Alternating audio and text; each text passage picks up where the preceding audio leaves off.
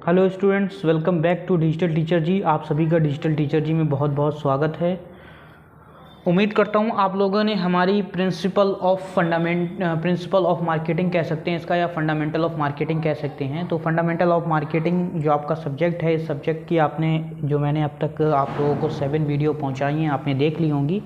और अब हम आज आपकी 8 वीडियो पर MCQs लेकर आए हैं। तो आज की 8वीं वीडियो जो है वो होगी ब्रांडिंग से संबंधित, जो ब्रांडिंग चैप्टर है उससे संबंधित होगी। अगर आपको इसका एक पूरा चैप्टर चाहिए विद थ्योरिकल्स के, आपको ये चैप्टर के पूरी PDF चाहिए या पूरी आपको वीडियो चाहिए, तो आप हमारे चैनल पर विजिट कर सकते हैं।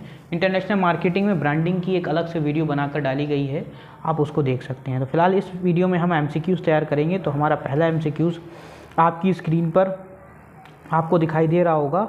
देखिए हमारा पहला MCQs आपसे क्या कह रहा है, पहला क्वेश्चन क्या कह रहा है। पहला क्वेश्चन कह रहा है उत्पादकों के स्वामित्व वाले और उनके द्वारा विकसित किए गए ब्रांड कहलाते हैं। तो उनके द्वारा विकसित किए हुए ब्रांड क्या कहलाते हैं, उनके द्वारा विकसित किए हुए ब्रांड कहलाते हैं हमारे निर्माता brand. Option number A is the right answer, निर्माता ब्रांड।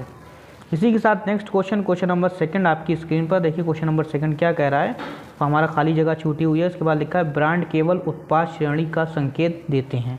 ब्रांड किसका संकेत देते हैं, उत्पाद श्रेणी का संकेत देते हैं। तो इसका सही ऑप्शन है ऑप्शन नंबर सी, सामान्य ब्रांड केवल उत्पाद श्रेणी का संकेत देते हैं। इसी के साथ क्वेश्चन नंबर 3 आपकी स्क्रीन पर देखिए। क्वेश्चन नंबर 3 आपसे क्या कह रहा है, क्वेश्चन नंबर 3 आपसे कह रहा है कि निम्नलिखित में कौन सा ब्रांडिंग की सीमा नहीं है। निम्नलिखित में कौन क्या है, ब्रांडिंग की एक सीमा नहीं है। तो इसका जो सही आंसर है वो है हमारा, यह बिक्री प्रयासों को कम करता है, यह बिक्री प्रयासों को कम करता है। Option number B is a right answer. इसी के साथ नेक्स्ट क्वेश्चन नंबर 4 आपकी स्क्रीन पर आपको दिखाई दे रहा होगा। देखिए क्वेश्चन नंबर 4 आपसे क्या कह रहा है। क्वेश्चन नंबर 4 आपसे कह रहा है ब्रांड ग्राहकों और फर्म दोनों के लिए मूल्य जोड़ते हैं। क्या करते हैं, मूल्य जोड़ते हैं। और इसका सही आंसर है हमारा खरीद की सुविधा में मूल्य जोड़ते हैं। और क्या है इसका सही आंसर, खरीद की सुविधा में मूल्य जोड़ते हैं, लॉयल्टी स्थापित करते हैं। तो इसका सही आंसर है option number C, A B दोनों। इसी के साथ नेक्स्ट क्वेश्चन नंबर 5 आपकी स्क्रीन पर देखिए। क्वेश्चन नंबर 5 क्या है, निम्नलिखित में कौन सा ब्रांड इक्विटी का घटक नहीं है। इक्विटी का घटक नहीं है, कौन सा ब्रांड है जो इक्विटी का घटक नहीं है। तो जो कौन सा ब्रांड है ऐसा जो हमारा इक्विटी का घटक नहीं होता है, तो वो होता है हमारा ब्रांड समूह। Option number D is a right answer. इसी के साथ नेक्स्ट क्वेश्चन नंबर 6 आपकी स्क्रीन पर देखिए। क्वेश्चन नंबर 6 क्या करा, कौन सा ब्रांड वफादारी का स्तर नहीं है। कौन सा ब्रांड ऐसा है जो वफादारी का स्तर नहीं है। तो ऐसा ब्रांड हमारा कहलाता है, वो होता है brand equity. Option number D is a right answer.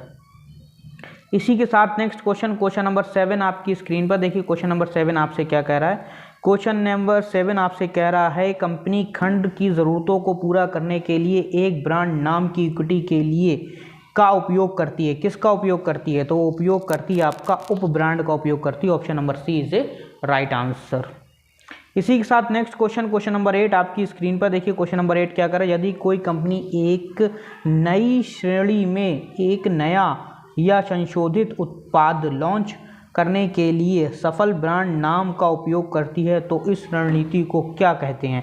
तो इस रणनीति को हम क्या कहेंगे, इस रणनीति को कहेंगे हम brand extension. Option number A is a right answer. इसी के साथ नेक्स्ट क्वेश्चन नंबर 9 आपकी स्क्रीन पर क्या कह रहा है। क्वेश्चन नंबर 9, खुदरा विक्रेताओं और थोक विक्रेताओं द्वारा अपना निजी ब्रांड बनाने के लिए अपनाई जाने वाली रणनीति को क्या कहते हैं। तो इसको कहते हैं स्टोर ब्रांड। क्या कहते हैं इसको, store brand. Option number A is a right answer. इसी के साथ नेक्स्ट क्वेश्चन नंबर 10 आपकी स्क्रीन पर देखिए। क्वेश्चन नंबर 10 क्या कह रहा है, जब अलग अलग कंपनियों के 2 ब्रांड एक ही उत्पादन के नाम का उपयोग करते हैं तो इस ब्रांडिंग रणनीति को कहा जाता है। इस ब्रांडिंग रणनीति को क्या कहा जाता है, तो इस ब्रांडिंग रणनीति को सह ब्रांडिंग कहा जाता है। Option number D is a right answer. इसी के साथ नेक्स्ट क्वेश्चन नंबर 11 आपकी स्क्रीन पर देखिए। क्वेश्चन नंबर 11 आपसे क्या कह रहा है, उपभोक्ताओं को किसी उत्पादन या सेवा की पहचान करने की मदद करने के लिए नाम, लोगो, चिन्ह, प्रतीक या डिज़ाइन आदि का उपयोग करने की रणनीति और इसे प्रतिस्पर्धियों से अलग करने की रणनीति को कहा जाता है।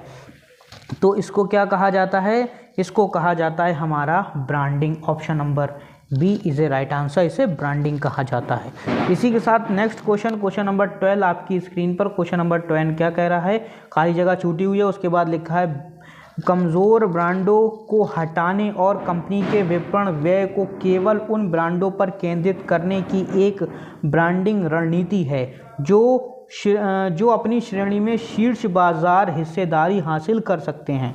तो ऐसा कौन सा होता है? ऐसा होता है हमारा मेगा ब्रांड। मेगा ब्रांड क्या करता है? कमज़ोर ब्रांडों को हटा देता है। इसी के साथ नेक्स्ट क्वेश्चन नंबर हमारा 13 आपकी स्क्रीन पर देखिए। क्वेश्चन नंबर 13 आपसे क्या कह रहा है? क्वेश्चन नंबर 13 कह रहा है विज्ञापन अभियान किसी ब्रांड के लिए जागरूकता, पहचान और यहाँ तक कि वीरता बनने में मदद करते हैं, लेकिन ब्रांड को विज्ञापन नहीं बल्कि खाली जगह छूटी के माध्यम से बनाए रखा जाता है। किसके माध्यम से बनाए रखा जाता है? ब्रांड अनुभव के माध्यम से बनाए रखा जाता है। Option number B is a right answer. इसी के साथ नेक्स्ट क्वेश्चन नंबर 14 आपकी स्क्रीन पर। क्वेश्चन नंबर 14 क्या कह रहा है? ट्रेडमार्क उपयुक्त उपकरण जो किसी ब्रांड को उसके प्रतिस्पर्धियों से पहचानने और अलग करने में मदद करते हैं कहलाते हैं। ऐसे ब्रांड हमारे क्या कहलाते हैं? तो जो ऐसे ब्रांड हमारे कहलाते हैं ब्रांड तत्व। Option number C is the right answer, brand तत्व कहलाते हैं। इसी के साथ 15 क्वेश्चन आपकी स्क्रीन पर देखिए। 15 क्वेश्चन आपसे क्या कह रहा है? खाली जगह छूटी हुई है, उसके बाद कह रहा है तब होता है जब एक ग्राहक को लगता है कि कंपनी अपने ब्रांड के वादे के अनुसार उत्पाद वितरित कर रही है।